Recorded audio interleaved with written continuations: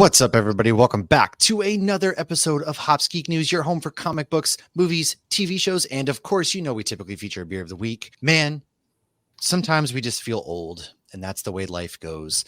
And today we're going to feel old because we're going to take a trip down memory lane, and we're going to talk about Disney's release 30 years ago of The Lion King, with our good friend Richard Nebens, who writes for the Direct, Direct.com, MCU Direct, all that good stuff. He's been on the show before, and so he will be joining us today. Man, it's always good to get to talk to him. And then, of course, dude, Lion King is a staple in just about everybody's household. Doesn't matter when you're born, all of that good stuff. So please, by all means, if you like what you're hearing, subscribe, like, share, hit the subscribe button on YouTube, smash that subscribe button on Spotify, Apple Podcasts, whatever it may be. Drop a review. Let the people above us know that you enjoy what we're doing. We would really appreciate it. And then if you feel so kind, patreon.com/HopsGeekNews is how you can support the show. On July 29th, we will be sitting down with our Patreons to watch the very first Fantastic Four movie featuring Chris Evans and Jessica Alba. So make sure, if you want to be involved in that, you can support the show for as little as $1. Now, I am Matt. I'm actually wondering if I should have some fun facts for that. Should I have fun facts for that? I'm always down for fun facts. Drop the fun facts while we're watching, because it's not like Madam Web where we're just like watching it for the first time. Just you know what's really funny? Before we even get into what we're not drinking. My dad, for Father's Day weekend this past weekend, he goes, "Oh, I actually watched a Marvel movie this weekend," and I looked at him, I go, "Please God, don't tell me it was Madam Web." And he started laughing. He goes, "It was." So the only other Marvel movies my dad has seen are the Thor ones, and he watched Madam Web. I'm like, you really should go watch Iron Man and watch them all properly. Okay, so yes, I am Lauren, the other half of Hops Geek News, and I'm so excited about this movie. It does matter when you got into it because you're more important if you watched it live in the movie theater. Continue. You're on fire. Keep going. No, well, keep going. Yeah. No, I don't want to get into too much of the grit of it until Richard's with us. But, you know, everybody always wants to peep Matt's fit. If you're on the YouTube, you got to peep my fit. I even got little ears. They're little Simba ears that, like, go over my head so I can be a mighty king. And I'm working on my roar. Okay. I'll post a picture too. No, you are ready. I can't wait to talk about this. But first things first, if you know anything about this podcast, man, we love to talk about news and notes and what we're drinking and what we've been reading or watching. So before we can get into the good bits of it, man, Lauren, we're saving our beer for the next half of the episode. So why don't you go ahead and talk about what you might have been reading or watching lately? So first I'll do my Nerd Initiative reviews. One I got, which I hadn't heard of. This is Dark Horse. They're on issue 3 of Helen of Windhorn. This one is pretty cool. It's written by Tom King, and the art is done by, I don't even know how to say this, Billiqui Evely. The art is absolutely gorgeous. The story, the first 2 issues were kind of building it. Basically, it's like the 16-year-old girl who, this is like early 1900s. Her father drank himself to death. Well, not to death, but basically drank himself to death, then killed himself. Her grandfather goes and sends somebody to come pick her up. She's an alcoholic. She's addicted to cigarettes. And then she finds out like grandpa's rich, but there's more to it because there's something going on outside and there's this whole other fantasy world. And she's learning more about grandpa and like getting excited and realizing these fantasy books that her dad had written might actually be true. But what's really cool is they go back and forth to the future and the past because these books have since been made into a movie. And then people are like interviewing the caretaker and like wondering, wait, did this really happen? No, this can't really happen. So it's gotten really, really fun. I highly recommend that one. And the other one is Black Panther Blood Hunt. Actually, you reviewed the first one, right? Did, yes. So I ended up with the second one. Writer is Sherilyn Eaton. Artist is Fareed Karami. I mean, this is blood hunts going on all over Marvel right now. The Black Panther was actually cursed by Blade, so it's a little bit extra. But this one isn't just about vampires, like because I reviewed the Union Jack Ripper one too, which is all about vampires. This one was more so about gods, and the gods didn't do something they should have done years ago, and that's impacting what's going on now. So that's all I will say without saying too much. This is only going to be a 3-issue run because it's connected to an overall overarching story. Of course, you can just read this or you can read all of them. As far as what I have watched, The Boys. So you can go check out a review on the first 3 episodes on our most recent Cantina Hour, or you can go to Nerd Initiative where I put my non-spoiler review there. We will be spoiling the crap out of it on the Cantina Hour. Cantina Hours are always spoiler filled. And I did watch the first episode of House of the Dragon. Ooh, and I really don't know how to feel about that. Because I never finished the first season. I'll be honest with you. I was out. So what's funny is Josh put it on Sunday night after we had been on the boat and, you know, drinking all day. And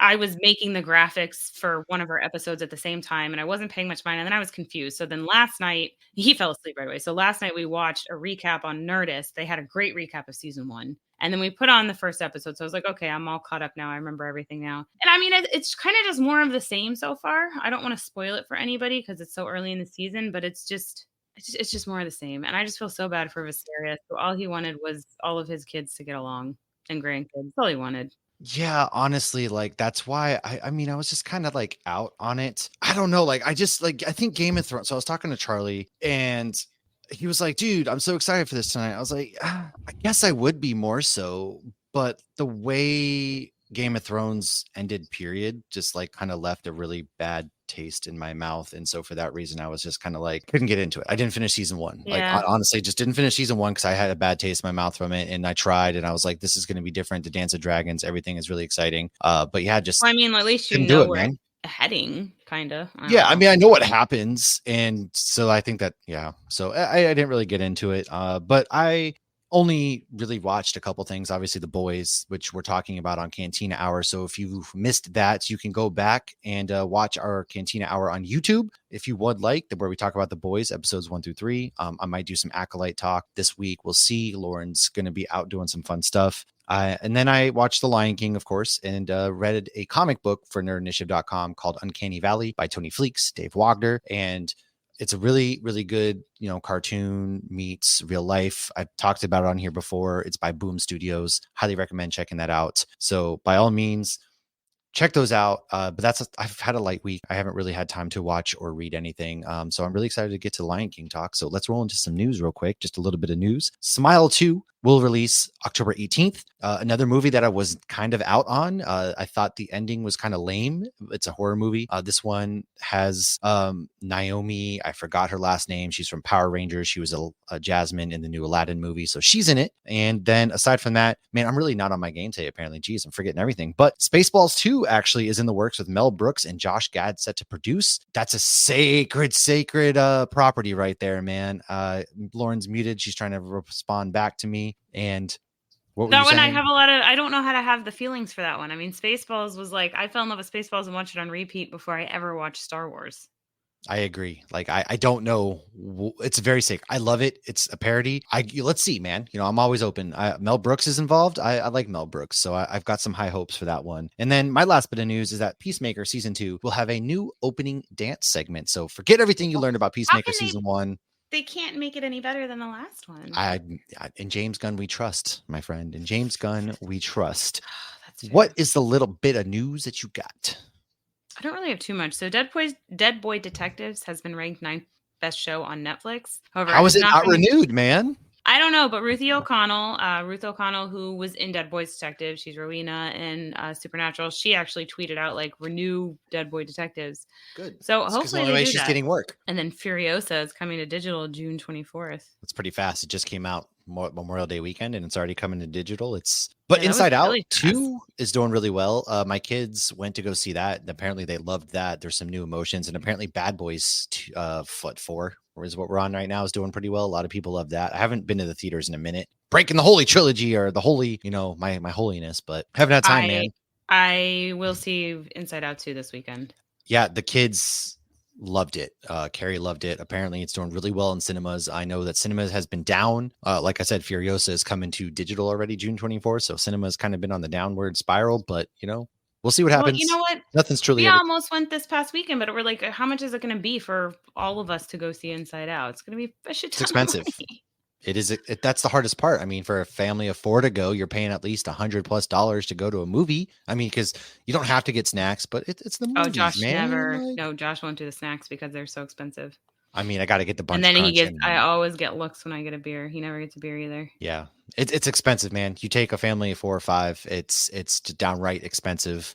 It's almost like a cost of a one-day pass to Disney at this point. So yeah, we'll see what happens. Summer movies heating up. And with that said, speaking of summer movies, let's throw it back now to everybody's first, not everybody's first love, but man, this is like one of my favorite movies that I watched on VHS repeatedly. It's the best movie ever. It kind of better than Con Air.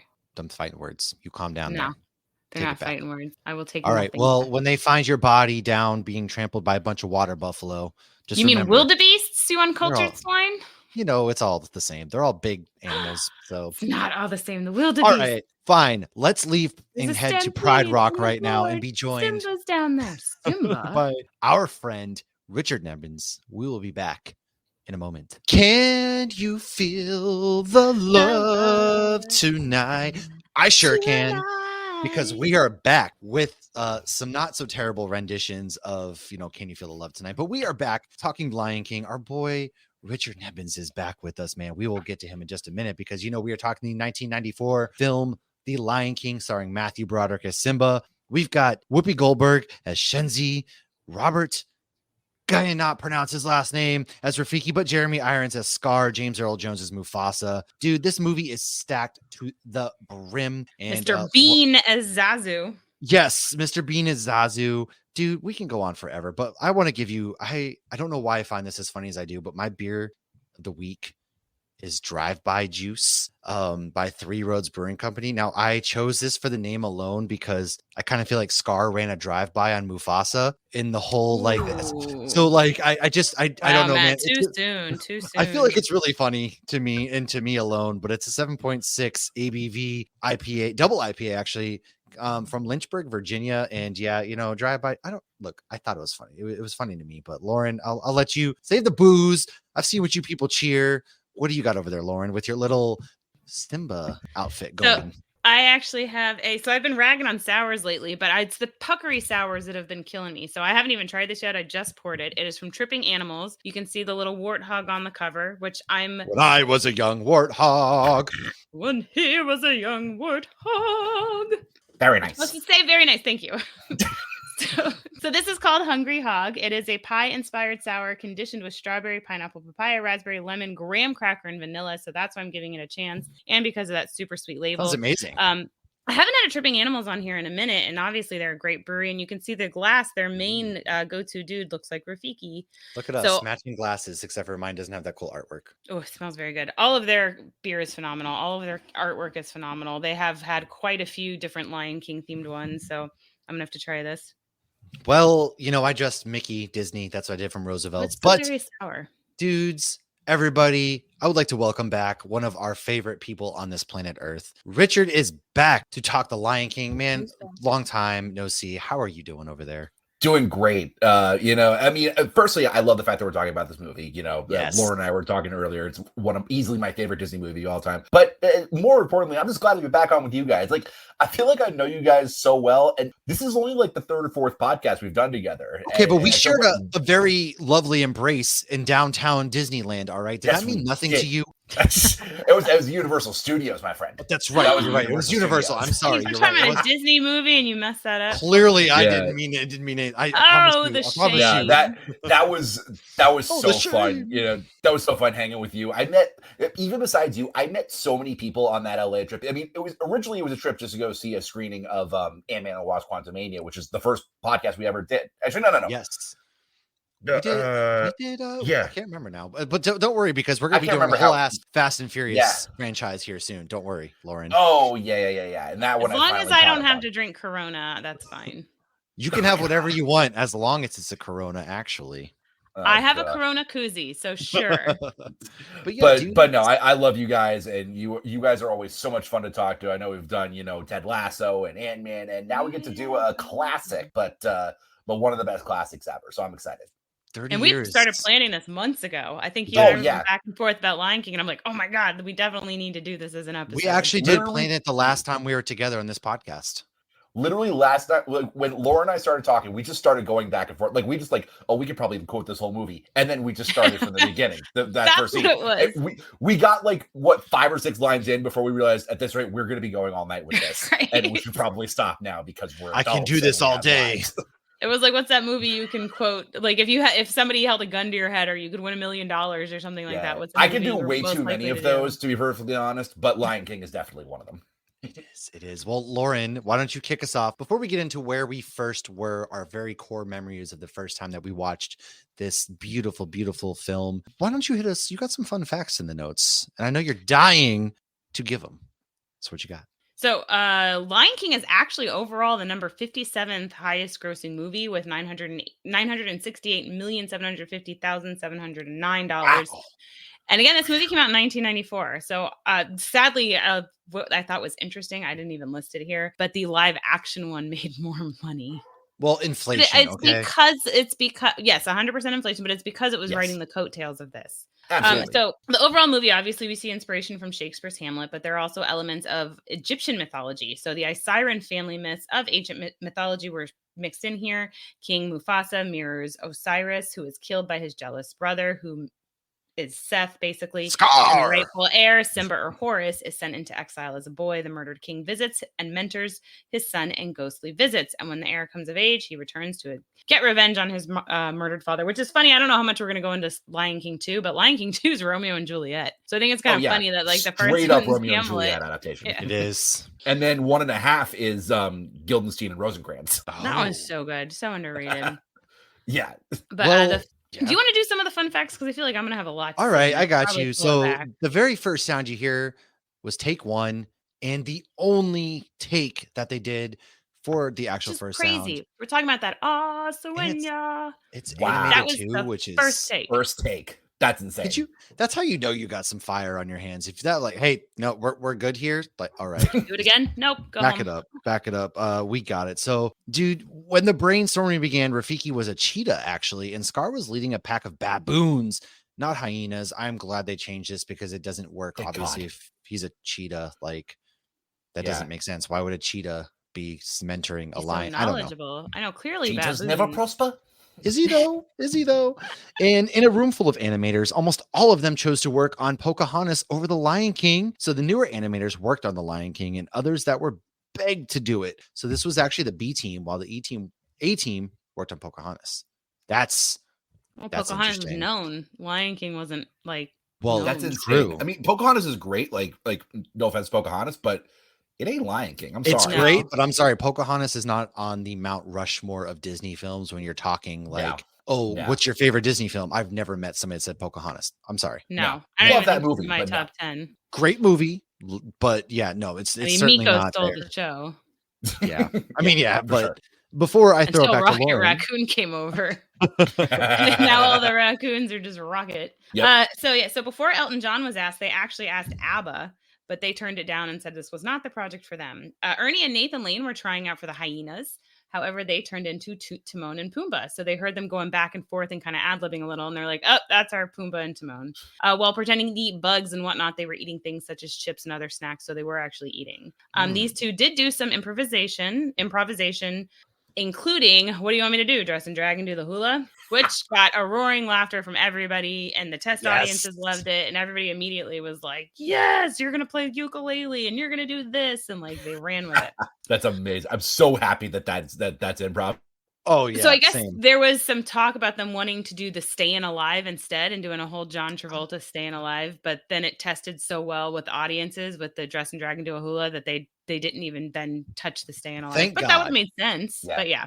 Yeah, I might have froze out there for a second, but that is amazing that is improv. Like it makes it so much better. But I mean Nathan Lane, you can't even be surprised. But yeah, the improv always makes it better because then it gives the characters, I feel, more of that personality. Yeah. Totally. So Ernie apparently in between takes when he was bored, he was making fart noises on his hand, which Nathan Lane thinks that's how the character ended up becoming so gassy. And funny enough, Pumbaa is the first Disney character to ever have farted. I knew that. I think I'd heard that one before. Yes. I didn't. The wildebeest scene was made via a computer program that they had to create, and then real lions were brought in for the animation. Animators also watched the actors do lines, which is why they look like their voices. Again, art. Hans Zimmer. Love how Disney does that, where they make them look like the people. I love that. I do too. And Hans Zimmer was hesitant to work on a children's movie, and this changed as the project progressed, and God bless this man. And Morning Report was written for the 94 movie, didn't get used, then was used in the release of the DVD and the Broadway show.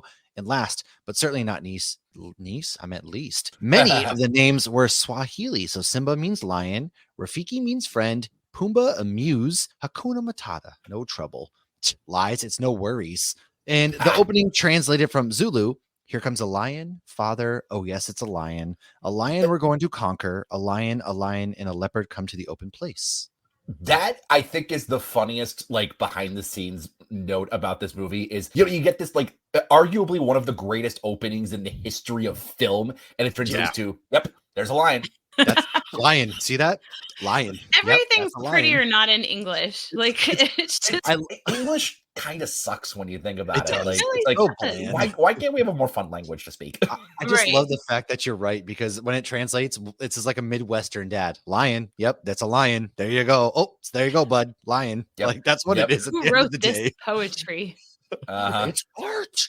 Like I said. Well, I was actually in South Africa. That's where we went on our honeymoon in 2011. And it was funny because there's a brand of chips named Simba. And I'm like taking pictures of all these bags of chips. I found a big truck that said Simba. Yeah, it just means lion. And I'm like taking a picture. We found a bar called Rafiki's, which just means friend. So I was like, and I did find a postcard with a warthog and it said Hakuna Matata. And I asked somebody, I go, does this translate to no worries in there? They go, kinda.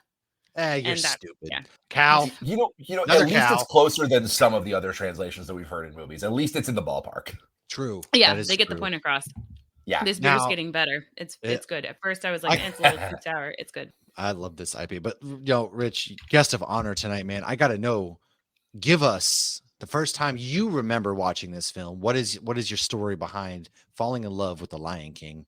Well, it's so funny with me. I was kind of teasing it before we went on. I honestly don't remember the actual first time that I've actually saw the movie, but my mother has recalled it to me a few times because when you were a young warthog. Yeah, because Matt and I are about the same age. We're 1990 kids, and so I was 3 when this movie came out, and so we went to the theaters when I saw this when I was like either 3 or 4 years old, and apparently my mom kept telling me that. My mom tells me that I kept on asking to go to the bathroom because I was so scared of the movie. Okay, but it gets scary at parts though, like the whole terrifying bone scene, and then the whole like boom, boom. I mean, most of the stuff is Scar, and I mean the straight up, Nazi Germany stuff in. Oh my god, they weren't even discreet. They were not discreet. Like I watched this again maybe like a week or two ago, and with my wife, and we're just like. Yeah, they weren't discreet about that at all. At all. But I will say, I do remember a time actually seeing it in the theater because I don't know if you guys remember when they re-released it. Like I think saw it. They re-released it on IMAX in 2003, and they re-released it 3D in 2011. Yeah, they released theirs either like 2010 or 2011 because I remember seeing 2011. It was right before we was South Africa. I didn't even have to look these dates. You're gonna argue with a girl in a lion costume on this podcast? Come on. Fair enough. It's hard to take you seriously right now. I remember I went to I think it was the movie theater near the Fenway Park because I was in Boston at the time for school. So I went to see it by myself, and I had a blast. Yeah, I cried my eyes out a couple of times, even though I'd seen the movie 1,000 times. I knew every word. And that was just so fun. And this movie has become just like a staple of my life. Like my mom always jokes with me, the last thing before I pass back to you guys, is that she didn't see about half the movie because I was in the bathroom half the time. Aww. But then she realized that she would be seeing it a gazillion more times over the course of my and my brother's lives. This dropped on VHS and I watched it. I don't remember the first time I watched it. I mean, God, you're right. We're the same age, like 3.5, 4. Like nobody's gonna remember that. But dude, we ran that VHS back. Yes, kids, there was VHS players. You had to manually rewind. It was a whole thing. And I ran that baby dry because we watched The Lion King non-stop. It was a staple in the household. Absolutely incredible. I would put it up there right around the Celtics winning the 18th championship banner. You're welcome. But Lauren, you probably remember your first time because we were much younger and you probably remember it. So you're again, I can't take you seriously. This is the first time I've ever seen you dressed up like this. I'm loving the energy. As Rich falls asleep on his second place Lakers pillow, and I got the green Celtics behind me, who just won their 18th championship banner, by the way. Congratulations. I don't know when we're ever going to be good again. Let's move on. What do you got, Lauren? When was your first time? God, Matt, you really just brought it down. Watching the movie, okay? Watching the movie. Your first time watching the movie. I don't need to know the other stuff. Okay, so I vividly remember seeing the trailer because the trailer was just the song. So I don't know what movie it was, but like I remember seeing that in theater before I even saw the movie. There's a So lion.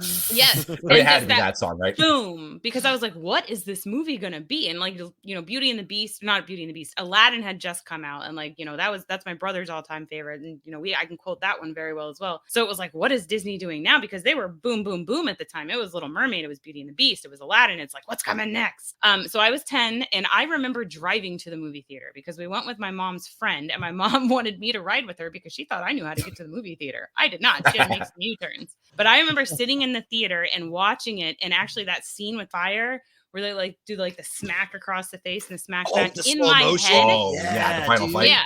In my head, I'm like, and I think because I'm 10, so I feel like I'm so grown up. I go, wow, this is a really scary movie for little kids. That was like my first thought of that. And then, I loved the movie then, and I really fell in love with the art.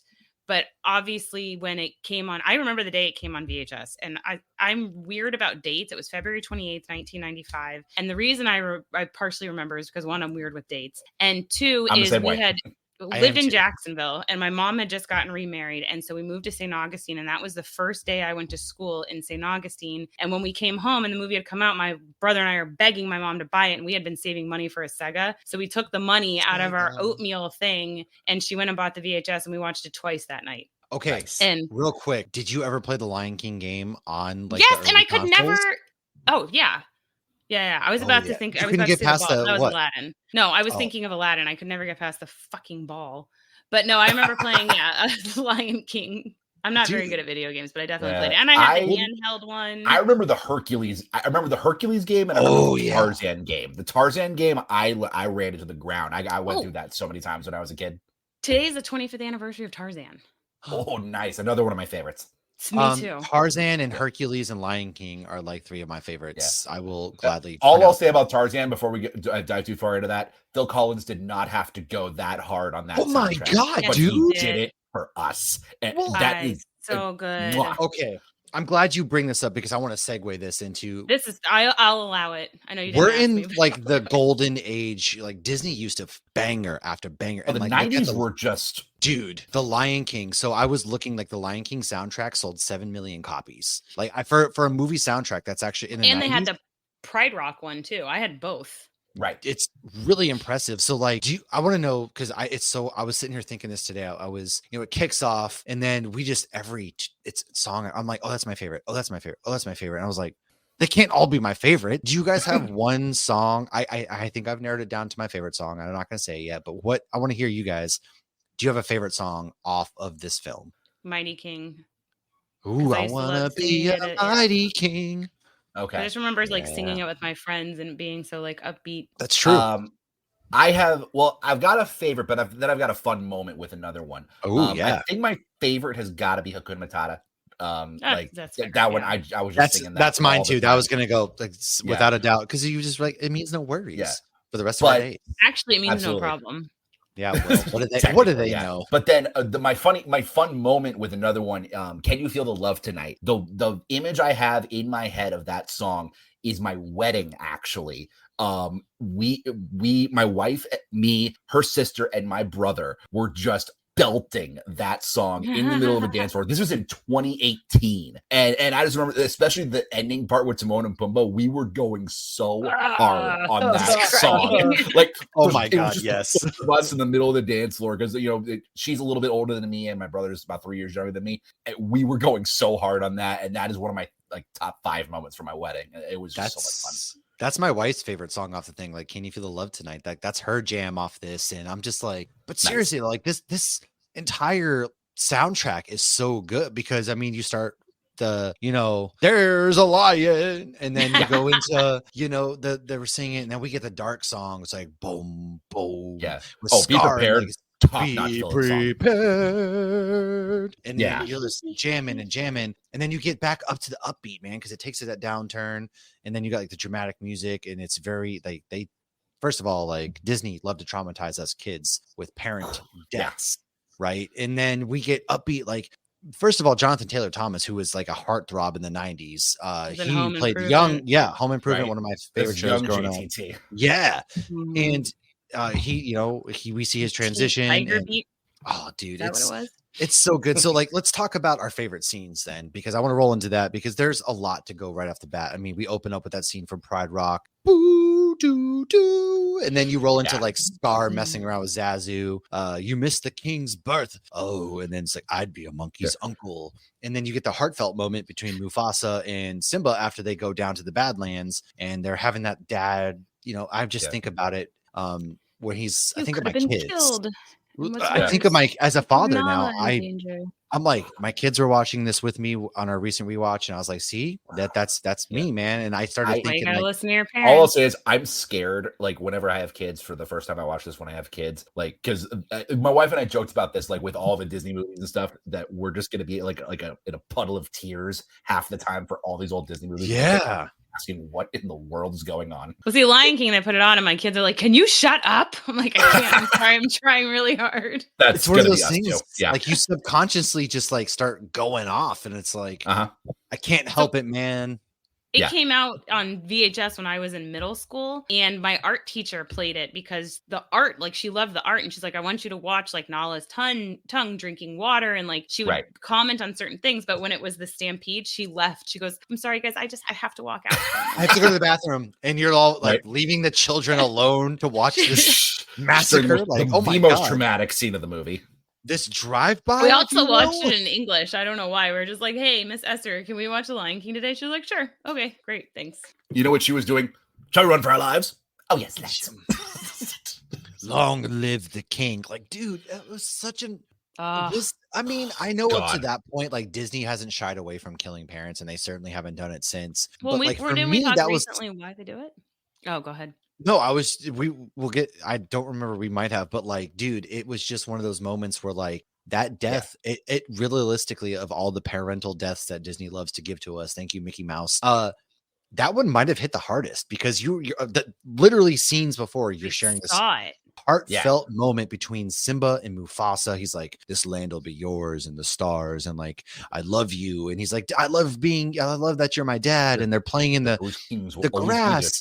You. Yes, and then the light touches. Go to this moment, and then we get Scar, Jeremy Irons, who, by the way, is an actor. Has any of us seen him young? Because I certainly haven't. Oh yeah, right.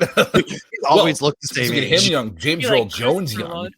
Exactly. So like, he's just like one of those people. Steve Martin, always gray hair, right? And so you go into this moment, and you're just like, I don't think a death has ever hit me or any of us as hard. So I'm interested to see your guys' thoughts on the famed scene of Mufasa. Take us away. I agree.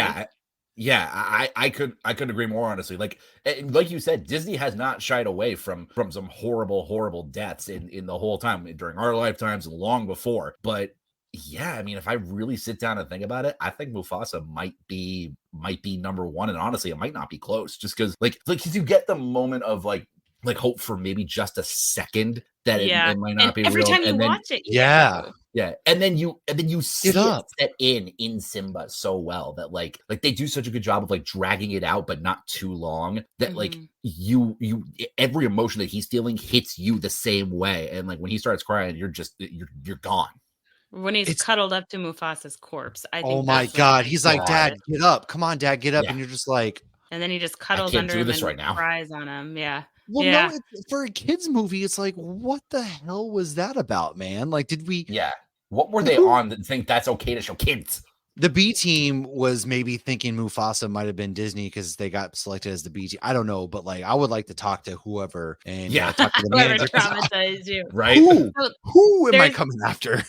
Yeah, a couple of things there. So one, I don't remember if we talked about it on here on our initiative, but Walt Disney's parents died of a gas leak in a house he bought them, so he always felt responsible for the death of his parents. So in writing it into some of the movies, it was like he was trying to relate to kids who had lost their parents and letting them know, like, hey, you're not alone. But I feel like this was the first death we really saw.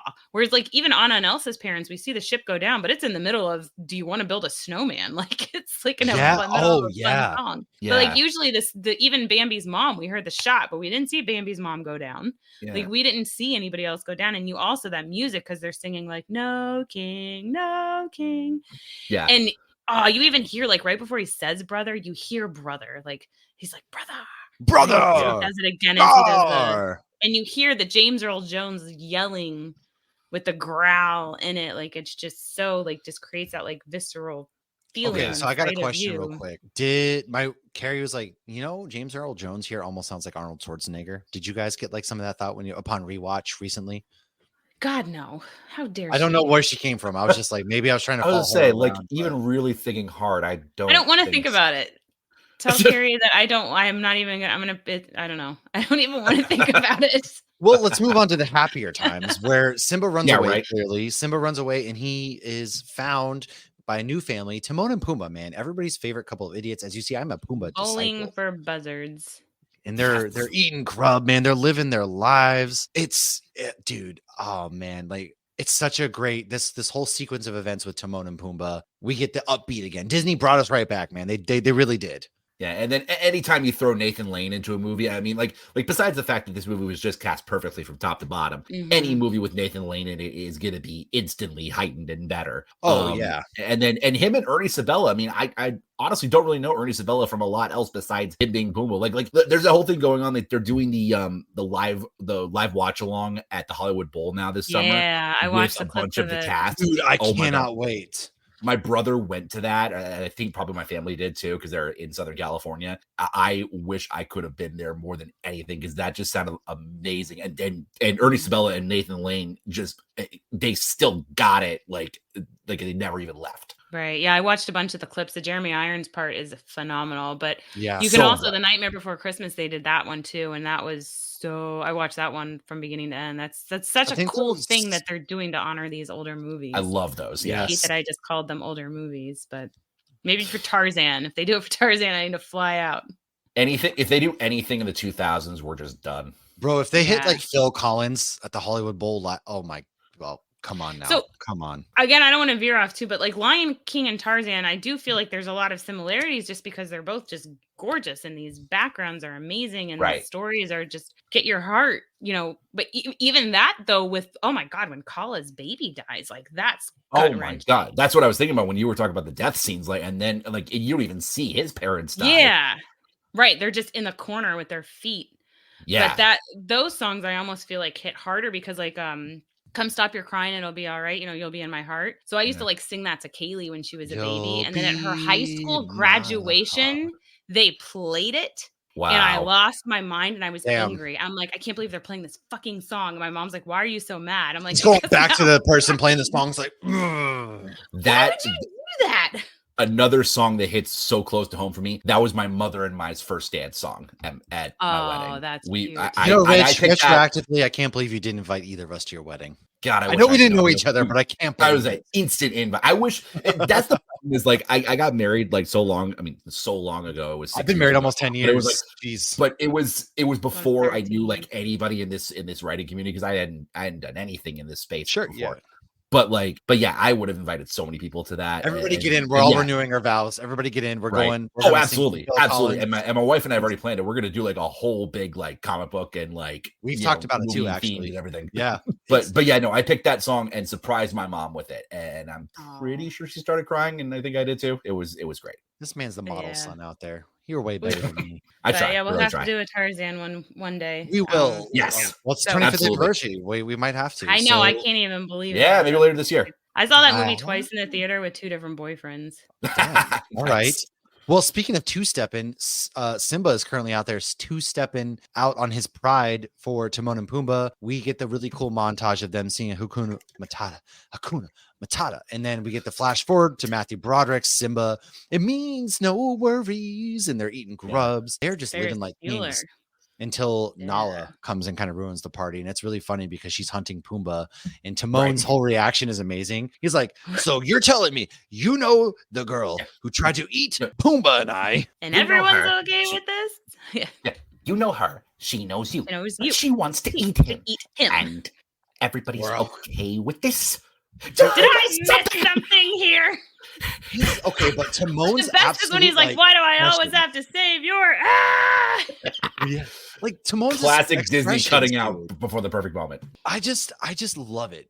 Love it so much. Like Timon's expressions, like they hammered it down. Like honestly, animation was at its peak at this point for me because it ages still. Like when you watch this a 1990, I get it's animation, but even today, like watching the expressions of everybody and how I always like quote this to like Carrie or somebody. I'll just like push him down and be like, Pingy again. Ah, dude, like it's so good. It's like this heartfelt moment. Right. I just know that. man. I feel like we should be talking about 1.5 while we're talking. Anybody who hasn't seen 1.5. Oh god, I could so not underrated. recommend 1.5. Don't worry. All right, we'll get to 1.5 in a second. I haven't but seen it's it. on Disney Plus. No excuses. No excuses. It's all on Disney Plus. Now, Simba doesn't realize he's taken the fall. He says, I'm to blame. It's me. I did it. He truly thinks he killed his dad. He's got his little kid memory. Yeah. He thinks he did it like this. And then she's like, you need to come back. You're the rightful king. And so she kind of gets the whole crew. Your lions. And we're going to Pride Rock, man. Pride Rock is a desolate place full of hyenas, and Scar is doing his thing. And this really kicks off like some more awesome cinematography. Like we get this big fight, and we get Can You Feel Love Tonight, and then we go. World.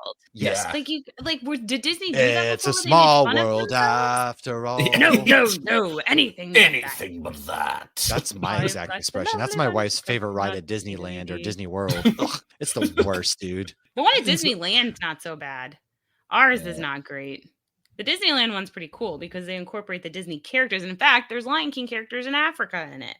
Right. That's true. The one at Magic Kingdom is just what it always has been. This leads me to some really favorite moments with Pumbaa and Timon, especially where they're kind of backed in the corner. And it's like, they called me Mr. Pig.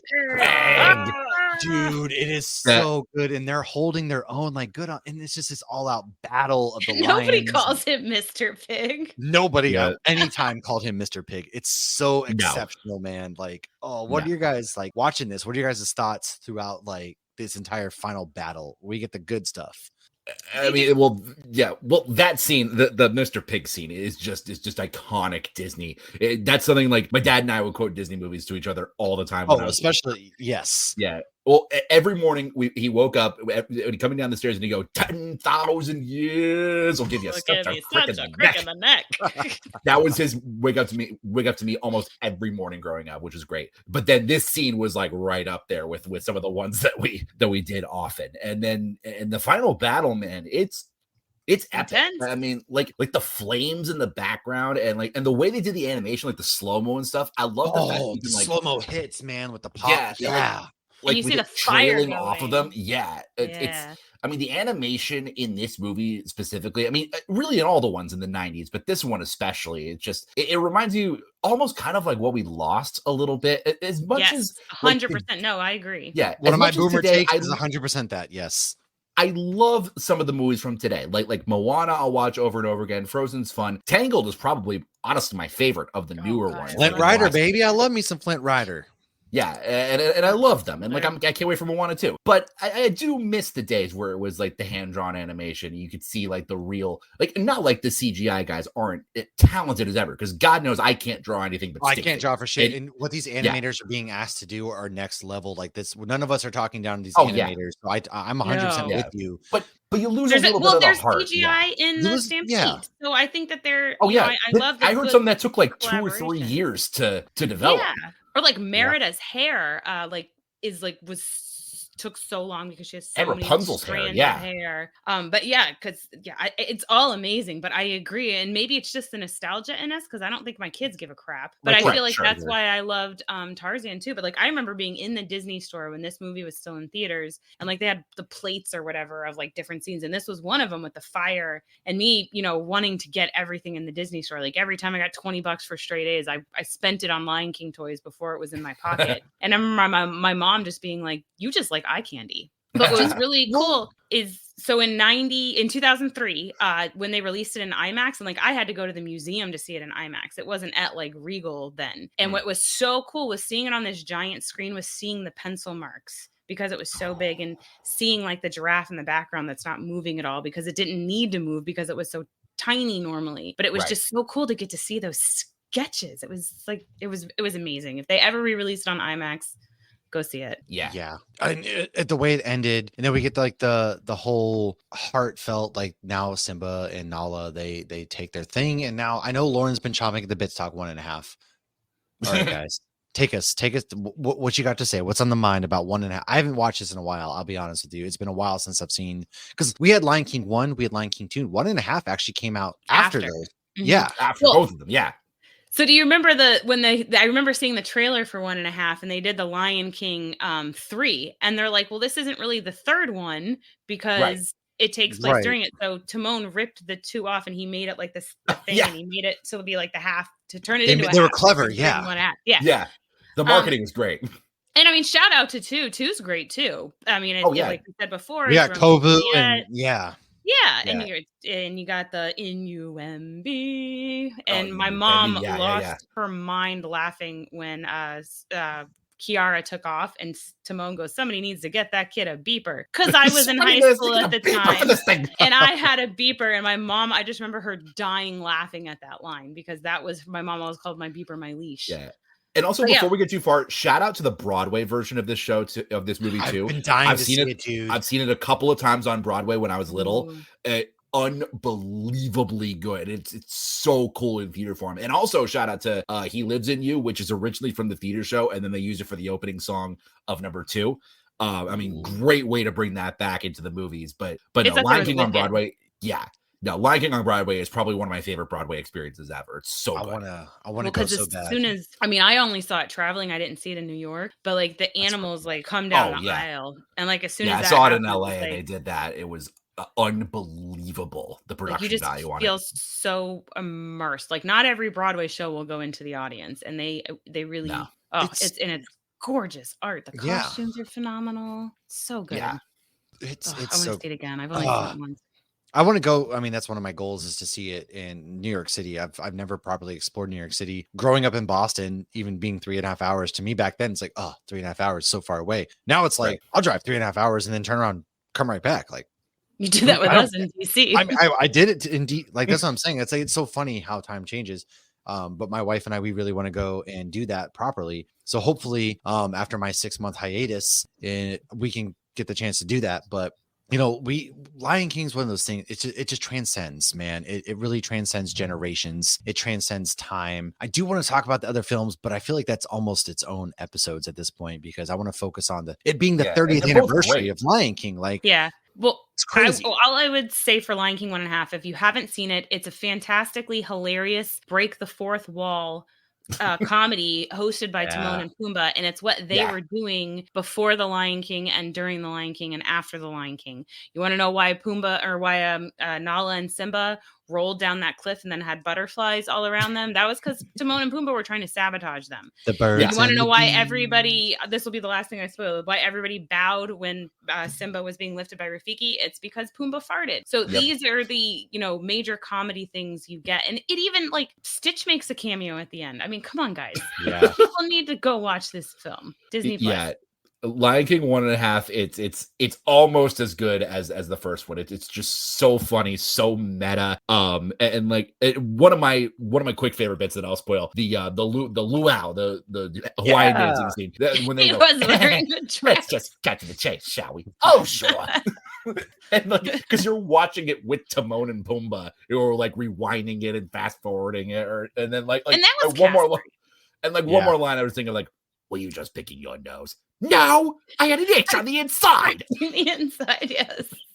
Oh man, see, this is the thing. Like, I not to sound like a boomer, but it's like a lot of this stuff. I just feel like the Disney movies don't hit on the comedic level like that. Like, I feel like they don't. I'm watching like they're funny, and I love them. But they do a great job. But like movies like Hercules and Lion King, man, and we're watching this and we're like the adult jokes you pick up on now that you didn't pick up on necessarily back in the day. And it's just, dude, it's so clever. The writing from top to bottom, the animation. God, I love this movie. I can't believe it's been 30 years. Like, do you want to feel old? Like, time flies. It's such a good time. Some of those toys I bought with my straight A money, I still have them. They used to like Burger King. This was on my cake when I turned 12. Nice. You still have those? Wow, I'm impressed. Well, because I got pregnant at 19, So like they were still on my shelf in my room. Okay. So they went to Kaylee, yeah. then they went to Brielle, and then about 2 months ago, Logan goes, I don't want these toys in my room anymore. I'm like, well, give them back. I have a new podcasting room. They're going They're in mine.